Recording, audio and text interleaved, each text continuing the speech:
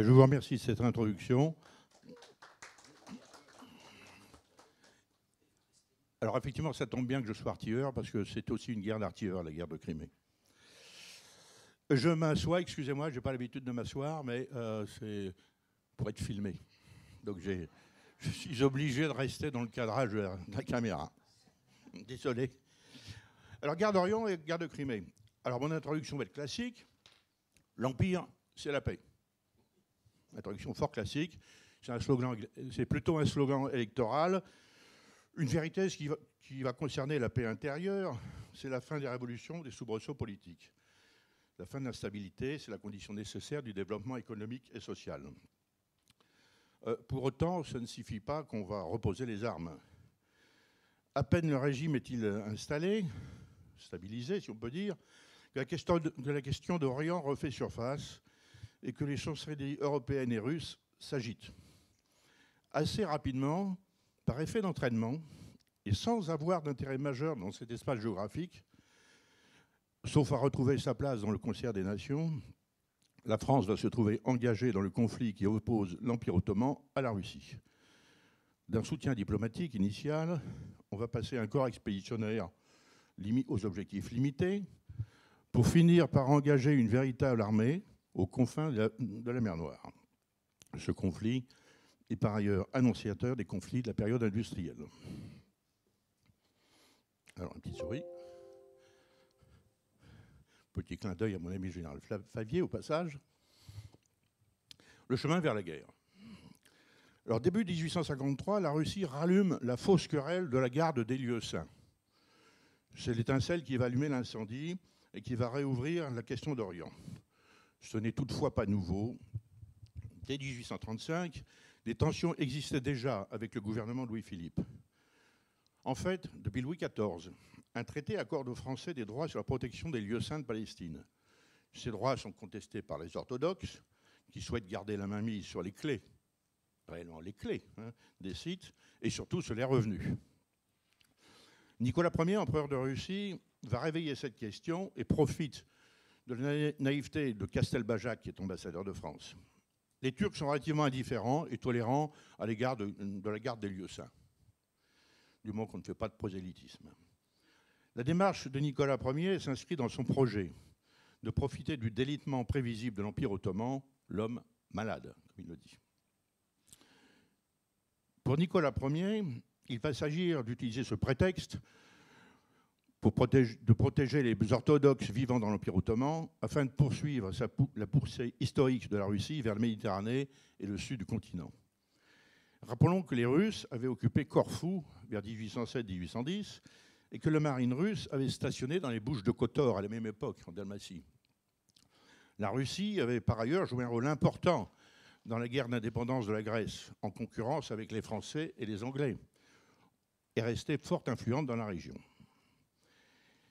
La Serbie, la Bulgarie, la Valachie, les territoires roumains, la Moldavie, on en parle aujourd'hui, sont à cette époque des principautés, sous contrôle des Ottomans, mais avec une relative indépendance. Ces régions ont une forte population non turque, orthodoxe en partie, et la Russie souhaite un protectorat sur ces populations afin de border le Danube pour contrôler plus complètement la mer Noire et obtenir le libre accès à la Méditerranée plus facilement, par la neutralisation des Dardanelles. De leur côté, nos amis les Anglais, toujours inquiets de leur liaison vers l'Inde par la Méditerranée, cherchent des points d'appui en Méditerranée et ne souhaitent pas que la marine russe soit trop présente. Après avoir tenté de tirer les marrons du feu pendant la guerre d'indépendance de la Grèce, ils sont attentifs au délitement de la puissance ottomane dans les échelles du Levant, c'est-à-dire les ports au sud de la Turquie et vers le Liban aujourd'hui. Ils sont à l'affût, mais se méfient des ambitions françaises. En effet, Napoléon III souhaite remettre la France dans la position de grande puissance européenne, balayant ainsi ce qui reste de la Sainte Alliance de 1814-1815. Nicolas Ier prépare ses arrières, cherche à dissocier Anglais et Français et assure qu'il serait favorable à une présence anglaise en Crète et à Chypre en cas d'effondrement de l'Empire ottoman. On partage déjà les dépouilles. Nicolas Ier va envoyer en février 1953 une mission diplomatique à Constantinople pour faire pression sur les Turcs. Le comportement de son envoyé, le prince Menchikov, est insultant pour les sultans, outrepassant toutes les conventions diplomatiques habituelles. Il propose des conditions inacceptables pour le protectorat sur les provinces danubiennes et orthodoxes. Il se comporte en territoire conquis, ce qui est inacceptable pour les Turcs. Cette ambassade extraordinaire est ressentie comme un affront, un véritable affront. Nicolas Ier essaie de profiter de la discorde des Français et des Anglais pour avancer les pions. Un ultimatum est présenté par Menchikov, qui donne 5 jours au sultan pour se concerter et accepter les termes d'un traité qui accorderait aux Russes des droits sur la population orthodoxe. En mai 1953, le Conseil du sultan rejette la proposition russe. Le 22 mai, les Russes quittent Constantinople. La crise est ouverte, 1853, mai 1953. En Europe, les réactions sont diverses. Les Anglais comprennent que les Russes poussent les Ottomans à la guerre et que la survie de l'Empire ottoman est en jeu. L'ambassadeur de France rassure les Turcs sur les ambitions françaises à l'égard des lieux saints. Il est un peu hors sujet dans le coup. L'Autriche-Hongrie est intéressée par la Bessarabie sur la mer Noire et la libre circulation sur le Danube. La Prusse est attentiste pour des raisons différentes. Elles ne s'engageront pas aux côtés des Anglais et des Français. La France témoigne de son émotion en faveur des Turcs, l'Angleterre est préoccupée et l'opinion publique anglaise est contre la Russie. Les deux pays se rapprochent contre les Russes. Les Anglais et les Français choisissent de faire pression en gesticulant, comme on dirait aujourd'hui, en rapprochant leur flotte de guerre à proximité des Dardanelles. La Russe franchit une nouvelle étape et impose un nouvel ultimatum. La Turquie accepte les conditions russes, ou bien, si la Turquie, ou bien la Russie prend des gages sur les provinces danubiennes, des gages territoriaux. La Turquie refuse, mais garde la tête froide. Elle consolide son dispositif militaire sur le Danube, tout en souhaitant la paix. Le 17 juin, les flottes anglaises sont dans les Dardanelles, donc tout près. C'est ce qu'on appelle aujourd'hui la gesticulation militaro-diplomatique. On n'a pas encore tiré un coup de canon.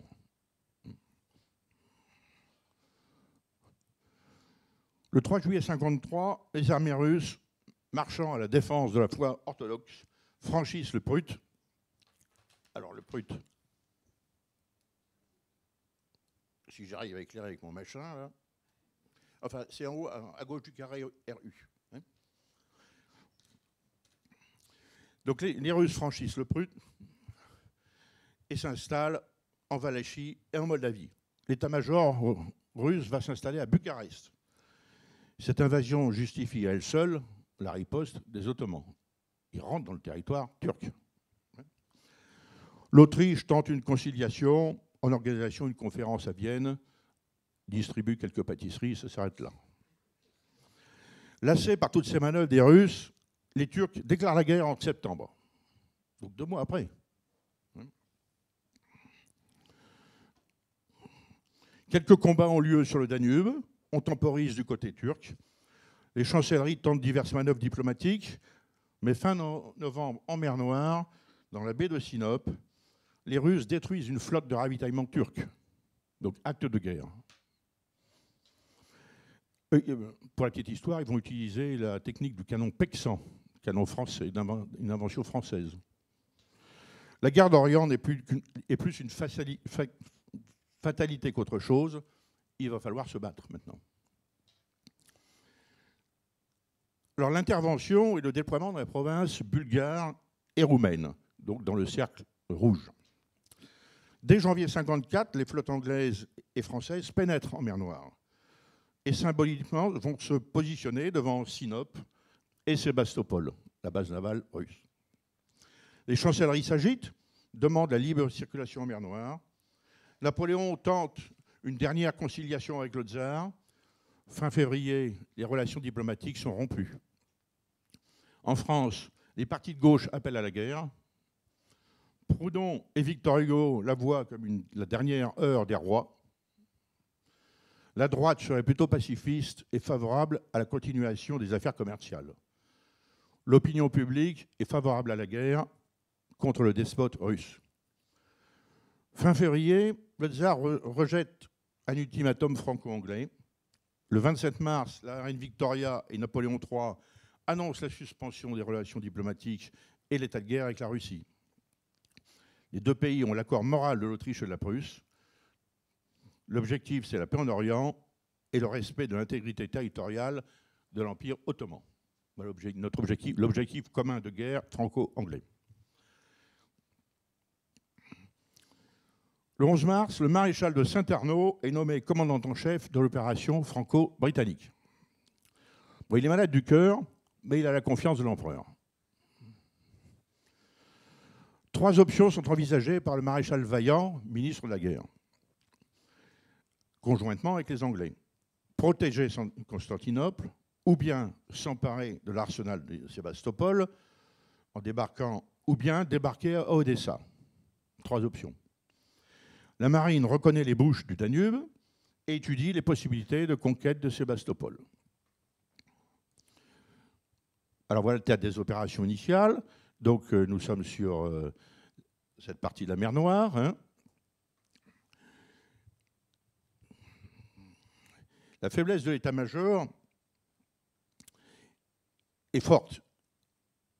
Nous sommes habitués uniquement aux opérations ponctuelles, comme celle de la conquête de l'Algérie, et l'impréparation de l'armée française est grande. Les généraux sont courageux, audacieux, mais ne savent pas commander des structures complexes. Jamais, depuis 1823, on n'avait rassemblé une armée de cette importance. Les difficultés sont innombrables. L'armée française doit passer de l'état de paix à l'état de guerre. Il n'existe pas de structure de commandement de brigade et de division. Il y a des généraux de brigade et de division, mais pas d'état-major. L'artillerie est dispersée partout en France. On augmente par la loi le nombre des conscrits. On va rappeler 4 classes de réservistes. Alors donc on se regroupe, toutes ces forces, on les regroupe à Sathonay, donc dans la banlieue de Lyon. Elles sont regroupées là. C'est le point de départ, avec le maréchal de Castellane, qui est installé à cet endroit-là et qui écrira beaucoup de choses à cet avis sur la guerre de Crimée. Donc il faut la transporter par voie de mer, avec tout son impédimentat.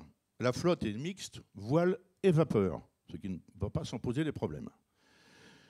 Les volumes à transporter sont absolument énormes. 880 000 fers à cheval, 350 000 tentes, 2 millions d'obus, 2 700 chariots, 1500 canons, 150 000 tonnes de foin et des dizaines de milliers d'hommes. Il faut tout transporter par la mer. Le corps expéditionnaire va prendre pied à Gallipoli, à l'entrée des Dardanelles. Il n'y a rien, strictement rien, donc on va installer un camp. Quand Robert s'attelle à la création d'une base à Gallipoli. On y reviendra quelques années plus tard avec les Anglais.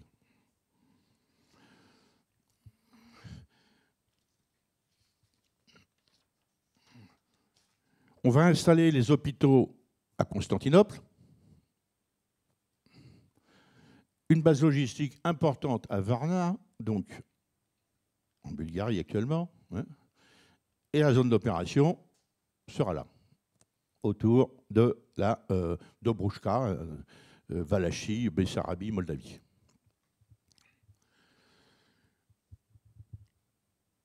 Une vaste base est donc installée à Varna. Une division arrive par la mer, c'est celle du prince Napoléon, Plomplon. Elle se ferait celle de Plomplon, pardon, se ferait à la pioche un chemin par les montagnes depuis la mer de Marmara. À la pioche, il n'y a pas de route. Une autre va traverser les Balkans.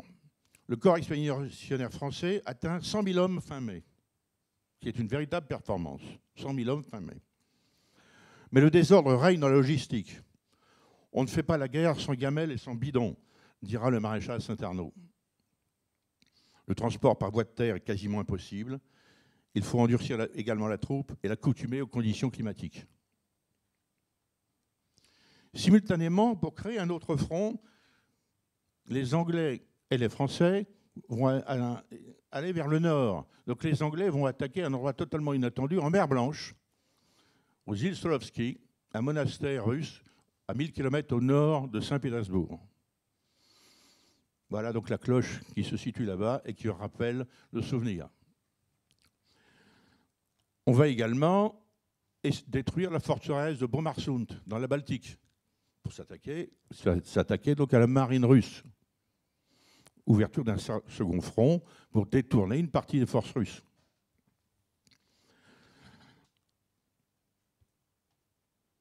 Alors, l'intervention dans les provinces danubiennes. L'armée russe attaque en mai sur le Danube.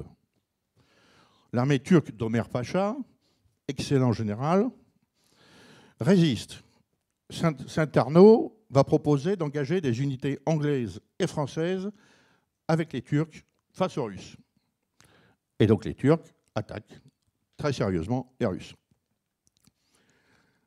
Alors Saint-Arnaud s'épuise physiquement à démêler toutes les difficultés, qu'elles soient de logistique, de commandement.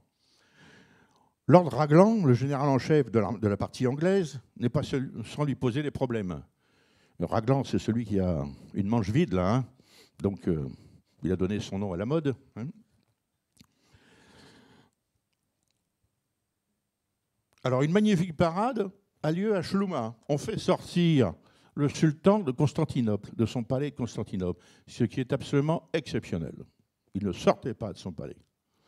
Donc, on le fait sortir de son palais pour aller voir défiler nos troupes, donc aujourd'hui en Bulgarie. Fin juillet, 50 000 Français, 20 000 Anglais, 60 000 Turcs sont rassemblés prêts à affronter les Russes. On a même constitué un régiment de Spahis d'Orient, commandé par le général Youssouf, les Bashi-Bouzouks, bien connus. Le corps expéditionnaire Piaf souhaite le combat. Mais surprise, les Russes vont décrocher du Danube, évacuent la Valachie et la Moldavie. L'incertitude est grande et totale quant à ce que sera l'attitude russe. Que font-ils?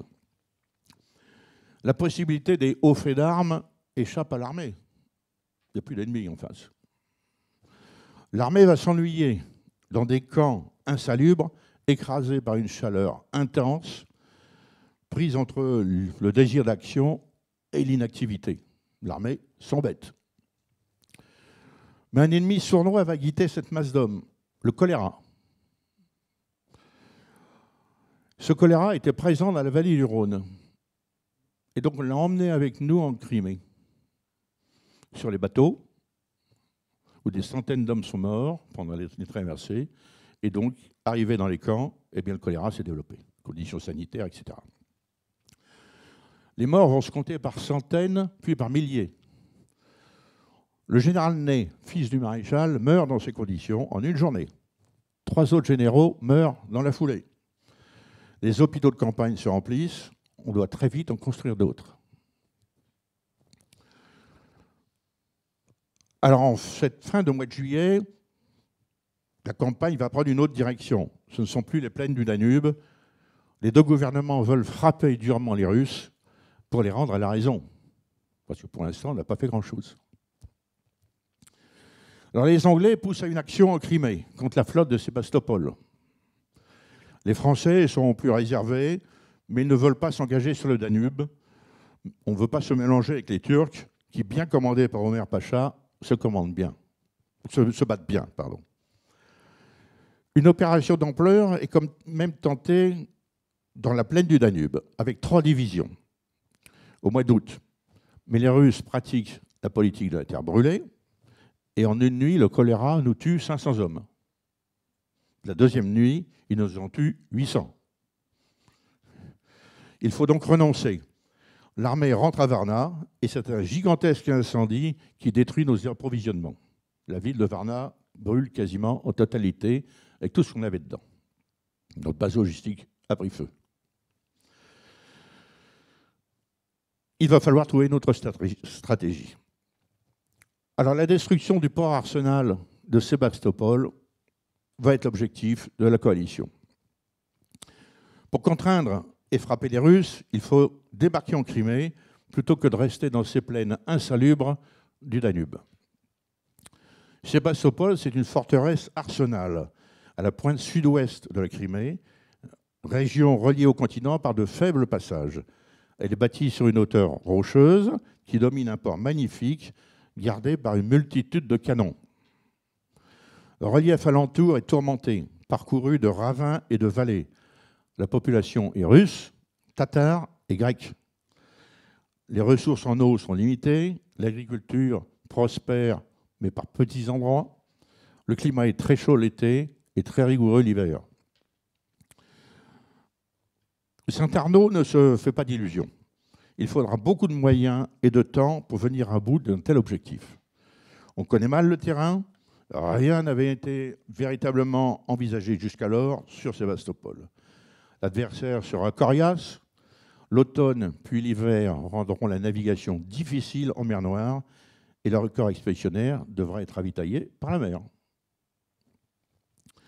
Le 7 septembre, la flotte coalisée, enfin rassemblée, emporte 60 000 hommes. Toujours à voile et à vapeur. Donc on met les canons dans la voile et d'autres chariots dans la vapeur. Donc ça n'arrive pas en même temps.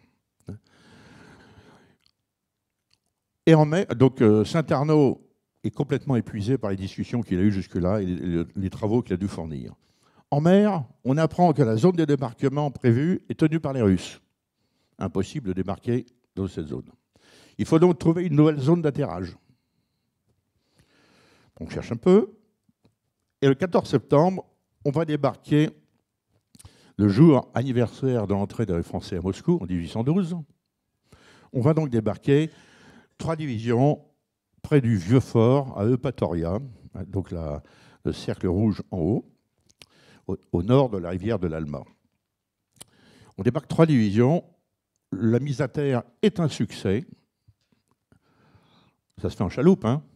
Les hommes et les chevaux et les canons, hein, en chaloupe. Hein. Enfin, on a quitté les bivouacs empoisonnés du Danube et un objectif de valeur à atteindre devant nous. Mais devant la troupe, il n'y a qu'une terre aride, sans eau potable et sans route.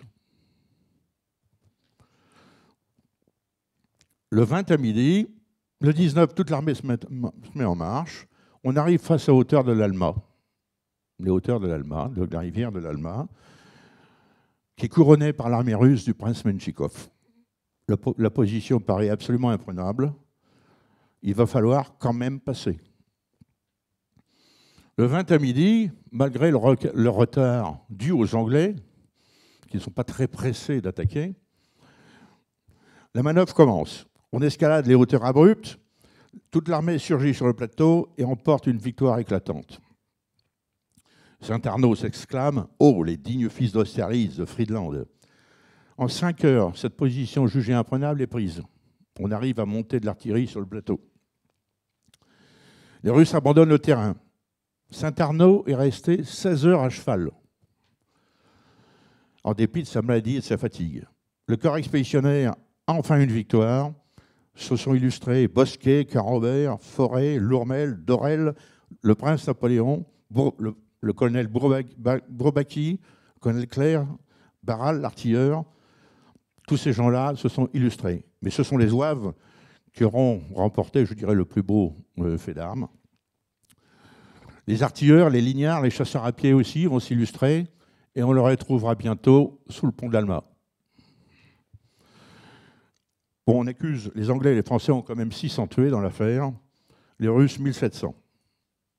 Les Français s'occupent des blessés russes. Alors les Russes se replient sur Sébastopol. Le terrain et les fortifications rendent impossible un assaut par le nord. Il va falloir contourner au large et attaquer Sébastopol par le sud, qui paraît plus favorable. On passe par Inkerman, on franchit la Tchernaya en direction de Balaklava et de Kamiesh, où il sera possible d'établir un débarcadère pour la flotte de ravitaillement. Le maréchal de Saint-Arnaud est mourant et il est atteint par le choléra, en plus de sa maladie de cœur. Il remet son commandement à Canrobert et meurt en mer sur le bateau qu'il a rapatrié. Il meurt le 27 septembre. Alors ici, Canrobert. Alors, dans les Landes l'Allemand, Camp Robert croit pouvoir réduire Sébastopol en un mois. En fait, il faudra presque une année et bien des efforts. Alors, c'est une ville d'arsenal. Alors, ça, c'est un dessin qui date de 1854, hein, une autre vue. Hein. Un espace très vaste, impossible à verrouiller en totalité, et que les Russes pourront ravitailler par voie terrestre par le nord de la forteresse. Donc, par le haut de la carte, si vous voulez. Hein. Le port est imprenable par la mer. Les Russes ont coulé leur marine à l'entrée de la rade. Et ils se pressent, ils se hâtent de renforcer les défenses du côté de la terre. Une forte artillerie lourde de marine est débarquée et sortie de l'arsenal pour protéger les défenses face à la terre. Le commandement russe est assuré par le prince Menchikov et par des amiraux et des généraux de qualité. Le général Todleben, commandant du génie, est un véritable expert et rivalisera d'ingéniosité et de ténacité. La troupe est déterminée à s'accrocher sur le terrain. Les artilleurs russes sont excellents. Des milliers de travailleurs vont remuer la terre et en peu de temps, une ligne de bastions et de courtines va barrer le plateau, un plateau qui sera le théâtre de tous les combats et les travaux d'approche. Il sera dominé par deux bastions essentiels, le bastion du Mât et le bastion de Malakoff. Le sol rocheux est très difficile à creuser. Au-delà de 30 cm, c'est du caillou, enfin du rocher. Donc à la mi-octobre, le dispositif du collège expéditionnaire est à peu près réglé. Donc Sébastopol au centre, hein, en haut. Les Anglais en rouge, avec leur base logistique à Balaklava. Les Français en bleu, avec leur port à Kamiech. Les Russes à Sébastopol, ville, et au nord de Sébastopol, de l'autre côté de la baie. Hein.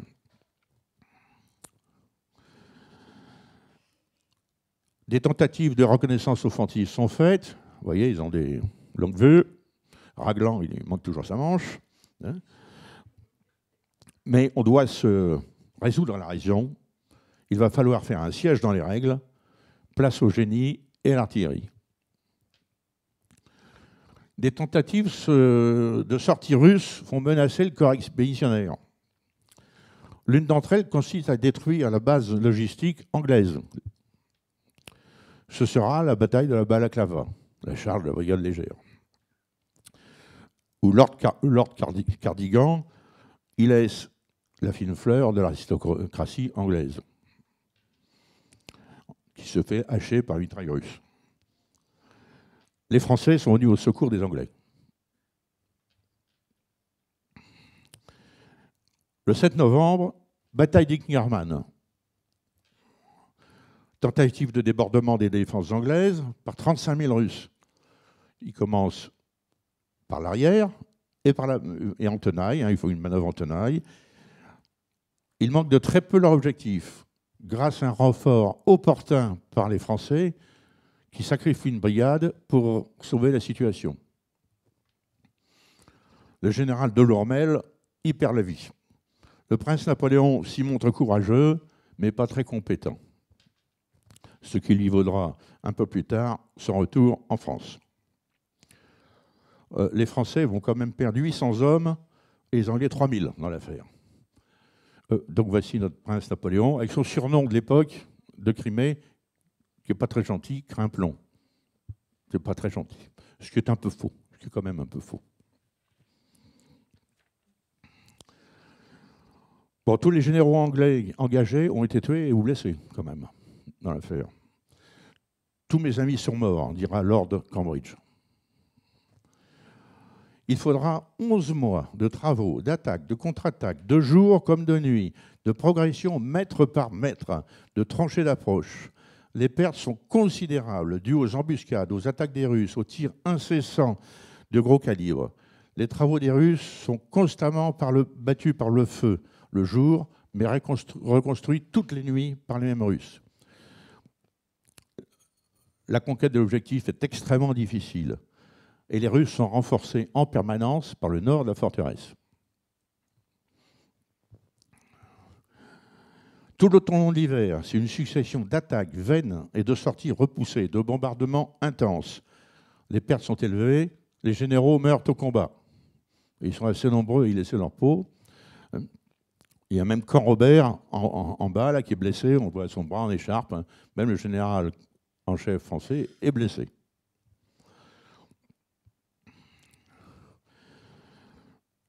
Dans la routine de siège, la vie s'organise. Le soldat est ce qu'il est.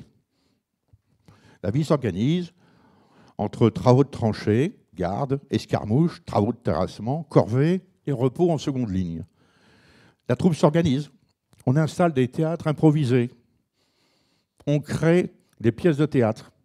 Alors c'est assez simple, hein, donc le scénario, si vous voulez, les pièces de théâtre peut varier suivant que les acteurs sont tués ou pas. Donc là, on change de texte. L'acteur est tué, on change de texte et on continue la pièce de théâtre. Voilà, c'est tout simple. Hein. Donc il y a deux endroits qui s'installent, Philouville et Flibustopol. Philouville français, Flibustopol anglais. Bon, ça les débrouille. Hein. Les Anglais ne sont pas tellement habitués et souffrent beaucoup de la rigueur du pays, que les Français connaissent mieux et tentent d'initier leurs camarades anglais à la vie en campagne.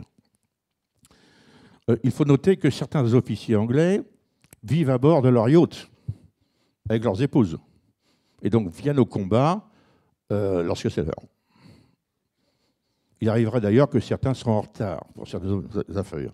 Bon, Bazaine, qui était sur place, il était avec son épouse.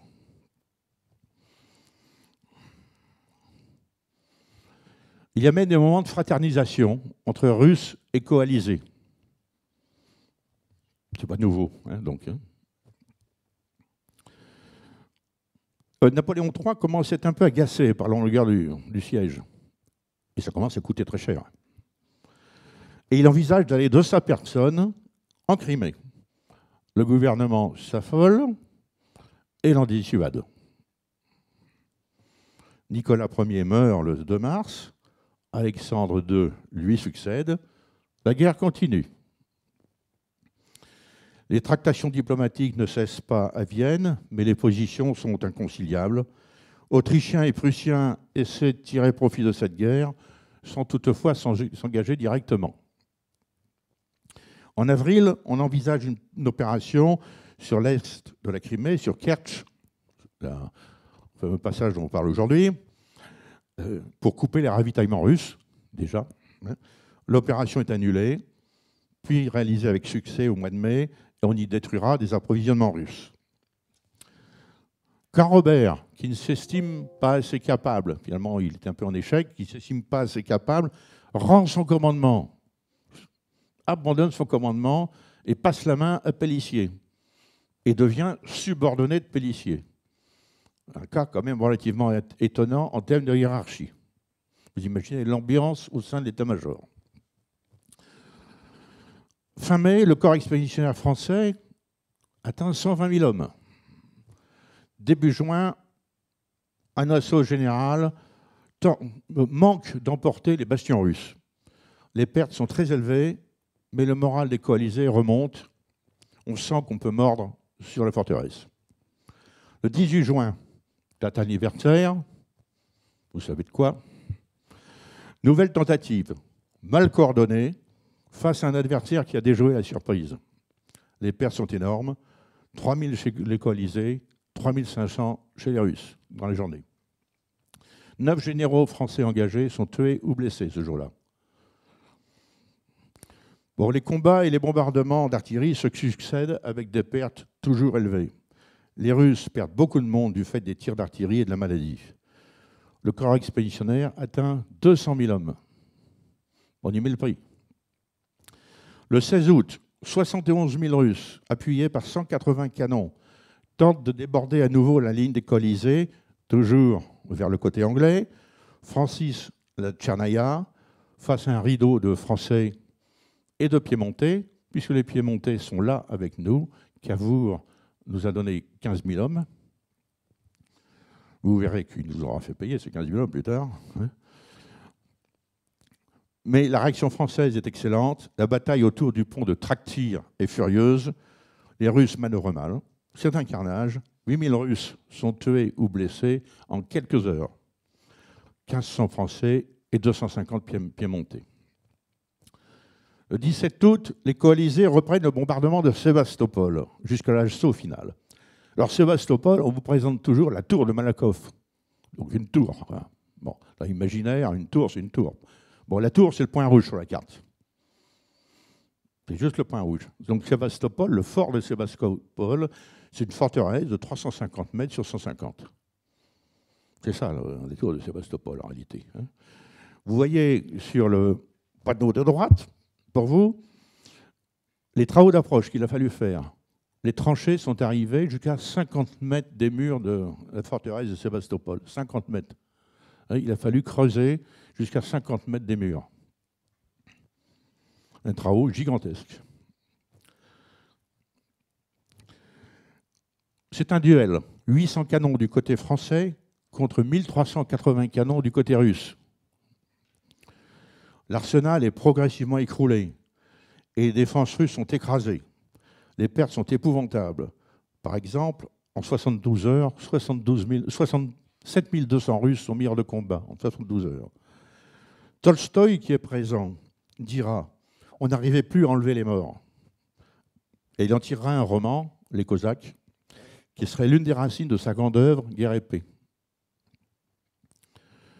Le 8 septembre à midi, les Français s'élancent au cri de « Vive l'empereur ».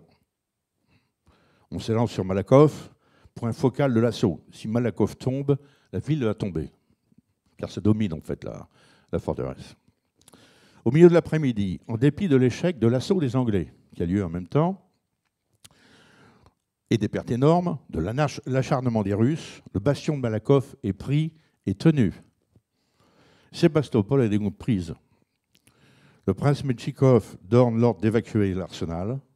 En une après-midi, 7500 Français ont été tués ou blessés, 2500 Anglais et 13 000 Russes. C'est une véritable boucherie cet après-midi-là. Le 9 septembre, les Français découvrent une ville désertée et vidée, couverte de morts et de blessés intransportables. Les Russes ont réussi leur exfiltration. En une nuit, ils ont évacué la totalité de ce qu'ils pouvaient évacuer de la forteresse. Pélissier est fait maréchal et Bazaine prend le commandement de Sébastopol, bon, d'une ville en ruine en fait. Et il va être chargé de réduire en ruine ce qui est resté un peu debout. Donc l'arsenal de Sébastopol va être complètement détruit, rasé. Mais la guerre n'est pas finie pour autant. On a pris Sébastopol, c'est vrai. Mais comme dirait Alexandre II, Sébastopol n'est pas Moscou. Souvenez-vous de 1812, 2 ans après l'incendie de Moscou, nous étions à Paris. Les Anglais sont frustrés parce que la victoire est acquise par les Français. Et ils souhaiteraient donner un coup supplémentaire aux Russes. Napoléon III, sensible aux pertes, au remous de l'opinion publique, aimerait que la pression diplomatique soit suffisante pour faire céder les Russes. Et Napoléon III est préoccupé par son exposition universelle aussi à ce moment-là. Alors on va quand même débarquer dans les Bouges du Dniepr. Là où en ce moment ils sont en train de se battre entre Russes et Ukrainiens. Kherson, là, vous voyez, Kherson, mais on va débarquer dans ce coin-là, dans les Bouges du Dniepr. Donc nouveau débarquement. Donc cette fois-ci, c'est Bazaine qui s'y colle, si je puis dire, et il s'empare en une journée de la forteresse de Kimburn, à l'extrémité vraiment des Bouches du Dniepr. Bon, on y reste un peu, ça n'a pas trop d'effet, et c'est la première fois qu'on verra utiliser des bateaux qu'on appellera plutôt les monitors dans la guerre d'indépendance américaine, la guerre de sécession américaine, pardon. Allez, c'est batteries flottantes blindées. Parce qu'on s'aperçoit que les bateaux à rebord en bois, même cuirassés, ne tiennent pas face à l'artillerie moderne. C'est la première fois qu'on les voit apparaître. En décembre, les premières troupes françaises sont rentrées à Paris et défilent. Les tractations diplomatiques se multiplient. Napoléon III entame des négociations parallèles avec les Russes, avec Morny, pour aller vers une paix et peut-être même un retournement d'alliance.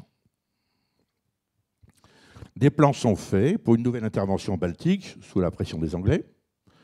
Alexandre II est quand même obligé de constater l'état de faiblesse financière et militaire de son pays. Un congrès est mis sur pied à Paris sur 4 points essentiels. Fin du protectorat russe sur les provinces danubiennes. Navigation libre sur le Danube. Neutralisation de la mer Noire. Et protectorat sur les chrétiens dans l'Empire ottoman. Fin du protectorat russe sur les chrétiens de l'Empire ottoman. Le négociateur russe est le comte Orlov, déjà présent en 1814 à Paris. C'est un géant, il est charmeur et il devient la coqueluche de Paris. Stéphanie de la Pagerie le trouve superbe. Walewski est à la manœuvre pour les Français. Cavour est le négociateur pour le Piémont. Les Anglais jouent contre la France avec de la désinformation à travers la presse, qui est utilisée comme arme. L'Autriche souhaiterait tirer le vent du feu et récupérer la Bessarabie. L'avenir de la Moldavie, encore elle, des provinces danubiennes, est âprement discuté. Napoléon III, sensible à la notion des nationalités, pousse habilement ses pions pour remettre la France dans le concert des nations, effaçant ainsi 1815. Pour la Roumanie, ce sera le début de son histoire moderne, avec l'embryon d'un État roumain indépendant pris sur les territoires de la Russie et de l'Empire ottoman. Le traité de Paris sera aussi la tribune des nationalités, porte ouverte vers des conflits futurs. Le 30 mars 1956, le traité de paix est signé. L'évacuation de la Crimée commencera en avril. Il faudra 6 mois pour évacuer la Crimée. Alors ce conflit annonce les guerres industrielles. D'abord, l'un des premiers éléments de cette guerre industrielle, c'est le volume des troupes engagées sur un petit espace de terrain. Corps expéditionnaire qui atteint 200 000, plus quelques dizaines de milliers de Turcs. On trouve toutes les difficultés d'une armée de coalition, aux intérêts stratégiques différents, aux modes d'action et aux règles d'emploi différents, sans parler des tensions entre commandants d'armées coalisées et dissensions internes à chaque commandement. C'est une expédition lointaine, projection de puissance en termes modernes. Engagement d'une force navale de transport et de débarquement, installation d'une base logistique et d'accoutumance à la région, distance importante sur le théâtre d'opération, géographie très contraignante, répétition des débarquements massifs, ligne logistique étendue soumise aux conditions climatiques. L'importance des moyens matériels engagés des deux côtés conduit à la stabilisation d'une ligne de front et la difficulté de la ligne de rupture de combat, la difficulté de percer. À partir du moment où la ligne de contact se fige, où on creuse des tranchées, la guerre de mouvement devient une bataille statique de moyens dans un espace géographique restreint. Ceux à qui aura le plus de canons et le plus d'hommes. On redécouvre ce qu'est un siège. Depuis Danzig, l'armée française n'avait pas conduit de siège dans la durée. La vie dans les tranchées est une nouveauté. Il y a la ligne de combat à portée du feu, du fusil, des canons. Les fusils de précision sont largement utilisés des deux côtés. C'est aussi le modernisme, avec l'apparition des navires à vapeur, qui composent une partie de l'armada française. C'est l'utilisation d'une flotte marchande hétéroclite pour transporter les masses d'hommes et de matériel, la création de ports en territoire étranger. C'est aussi l'engagement massif de canons lourds. On en était avant à des pièces de 12 livres, des choses comme ça souvent. Maintenant, on a des canons de 32, 36 livres, des pièces de marine. Les portées augmentent. La puissance de feu oblige à construire des protections plus solides, consommatrices de matériel et d'heures de travail. Les bombardements par l'artillerie précèdent des assauts et ces bombardements durent des semaines entières.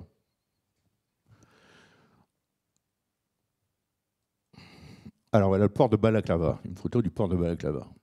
Bon, ça fait un peu désordre, hein. Bon, c'est une photo hein, de l'époque, hein. Mais voilà, les Anglais, c'est le port des Anglais, ça. Alors la guerre des mines, telle qu'on en parlera en 1914, par exemple, hein. Bon, elle est déjà connue, c'est déjà connu. On savait écrouler les murs d'un château fort avec une mine. Mais là, on le fait à l'échelle industrielle. Donc on fait travailler les mineurs, et puis on ouvre des brèches dans les lignes adverses. Hein, on fait exploser le truc, et voilà. Guerre des mines, comme en 1914. Le télégraphe est introduit. Donc il modifie les règles du commandement, puisque désormais il est possible de communiquer directement de Paris à la zone d'opération. Avant, il fallait des semaines pour envoyer un courrier, donc les ordres arrivaient trop tard souvent, ou mal à propos, hein, comme on dit.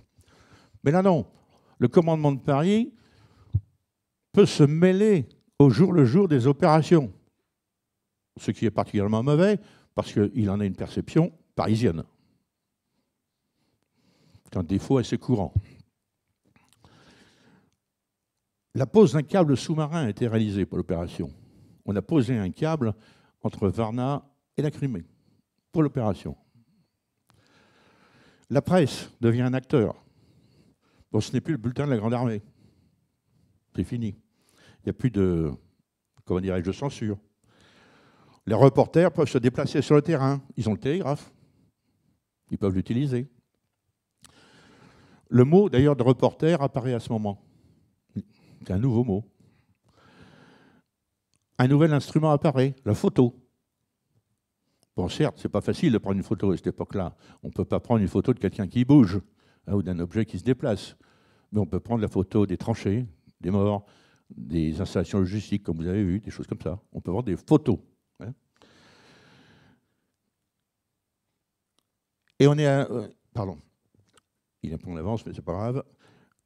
Et on est face à un adversaire redoutable, le problème d'hygiène, le manque d'hygiène, qui cause des pertes massives et continues. Même quand on ne se bat pas, il y a des pertes au problème sanitaire, même quand on ne se bat pas.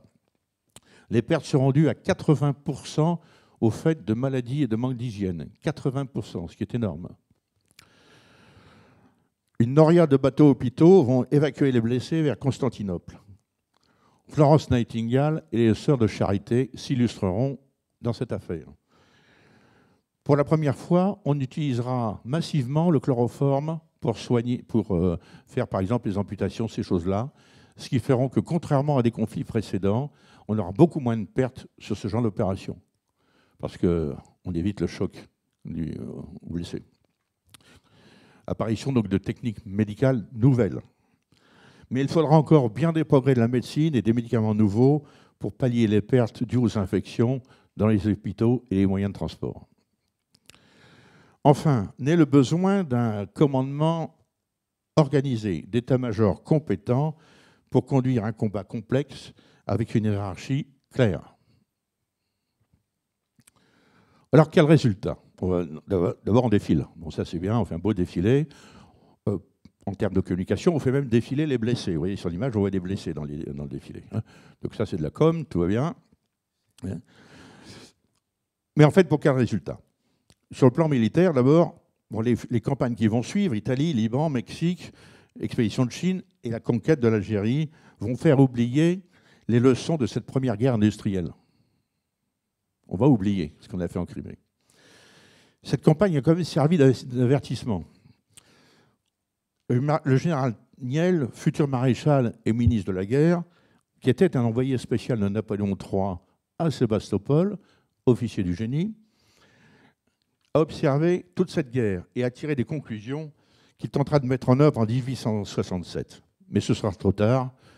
En 1870, l'armée coloniale ne saura pas affronter l'état-major prussien. L'école supérieure de guerre sera créée en 1973 seulement. Autre résultat, du point de vue diplomatique. On a neutralisé la navigation dans la mer Noire. Les Russes sont tenus à distance, si je puis dire. Mais que va-t-il se passer après? Eh bien, l'histoire va continuer. Les Russes vont continuer à essayer de progresser vers le sud, et vont profiter en particulier de la guerre de 70, qui va nous faire penser à autre chose, pour reconstruire Sébastopol. Cet arsenal qu'ils n'avaient pas le droit de reconstruire. Mais plus personne ne s'en occupe. Vers 1880, 87 je crois, les Russes vont à nouveau attaquer les Turcs. À nouveau. Donc le problème n'est pas du tout réglé, la question d'Orient n'est pas du tout réglée en fait. Par contre, pour les Français, eh bien, Napoléon III s'est rapproché des Russes. Et on a quasiment inversé la coalition. On s'est rabiboché, si je puis dire, avec notre adversaire. C'est assez curieux. Un résultat assez inattendu, mais que cherchait Napoléon III, de reprendre sa place comme grand négociateur et comme nation diplomatique puissante, forte au sein de l'Europe. Voilà pour Napoléon III. Qu'est-ce qu'il nous reste aussi? Des médailles. Bon, ça rend les militaires contents. Hein. Alors vous allez rire, parce que la première médaille, c'est la médaille britannique. Ce sont les Britanniques qui font la médaille Crimée et qui nous la donnent. Donc la version française, c'est la reine Victoria qui est dessus. Vous voyez, c'est une curiosité quand même. Et c'est le début des médailles commémoratives pour les opérations. Après, il y aura une médaille de Chine, d'Italie, etc., du Mexique. Mais c'est la première. C'est les Anglais qui nous ont dit de le faire. On les a imités. Donc ils nous en ont donné. Donc le ruban est un peu différent, mais vous voyez que la médaille est très ressemblante entre la médaille anglaise et française. Les Russes aussi ont leur médaille. Les Russes, les Piémontais l'ont aussi, etc. Tout le monde a fait ses médailles. Bon, on a aussi des tableaux, des photos en quantité, des séries d'assiettes parlantes. Dans les maisons bourgeoises, ensuite, on va parler de la Crimée à table, en attendant le dessert. On a des rues, des places, des fermes, des lieux-dits. La future bourgade de Malakoff, Vanves-Malakoff. On a tout ça. On a une station de métro, Crimée. Des rues Sébastopol partout, on l'a. On a aussi un pont. Alors le pont est inauguré juste après le traité de paix, le 2 avril 1956. Et comme on avait prévu de gagner, on y a mis tout de suite un artilleur, un grenadier, un chasseur à pied et un zouave. On n'avait bien pas eu l'affaire quand même. Donc ils sont installés tout de suite. Donc c'est le pont d'origine, le pont d'Alma.